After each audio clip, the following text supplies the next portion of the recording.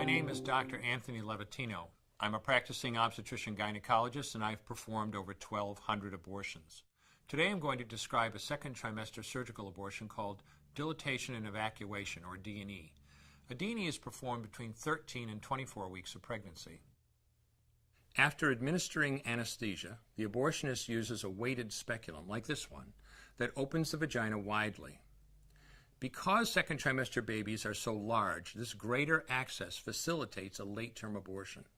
Late-term abortion requires that the cervix be prepared 24 to 48 hours in advance with laminaria.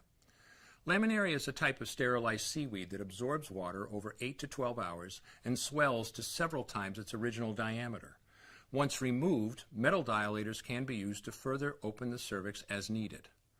Once the cervix has been stretched open, the suction tube is placed inside. A baby at 20 weeks gestation is as big as the length of my hand, from head to rump, not counting the legs. The suction machine is turned on, and pale yellow amniotic fluid surrounding the baby is suctioned out through the catheters. With babies this big, they don't fit through catheters this size. The baby's bones and skull are too strong to be torn apart by suction alone.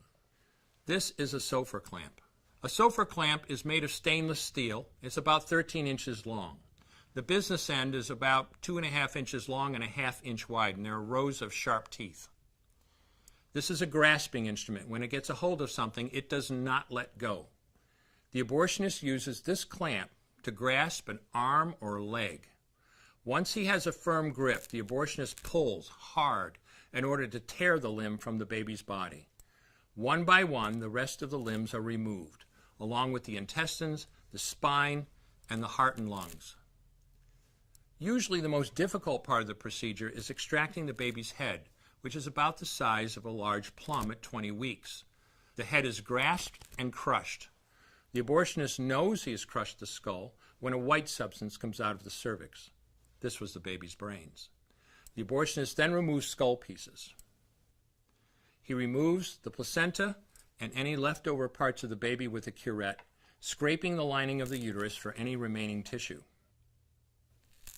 The abortionist then collects the baby parts and reassembles them to make sure that there are 2 arms, 2 legs, and all the pieces. Once all the parts have been accounted for, the abortion is complete. For the woman, this procedure carries a significant risk of major complications, including perforation or laceration of the uterus or cervix, with possible damage to the bowel, bladder, and other maternal organs. Infection and hemorrhage can also occur, which can even lead to death.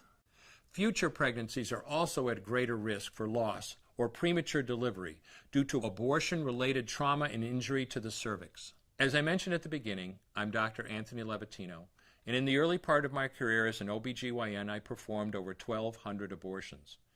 One day, after completing one of those abortions, I looked at the remains of a preborn child whose life I had ended, and all I could see was someone's son or daughter. I came to realize that killing a baby at any stage of pregnancy for any reason is wrong.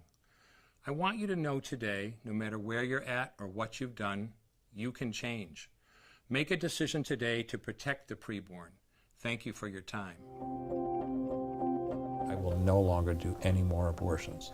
When you finally figure out that killing a baby that big for money is wrong, that it doesn't take you too long to figure out it doesn't matter if the baby is this big or this big or this big or maybe even this big, it's all the same. And I haven't done any since then, and I never will.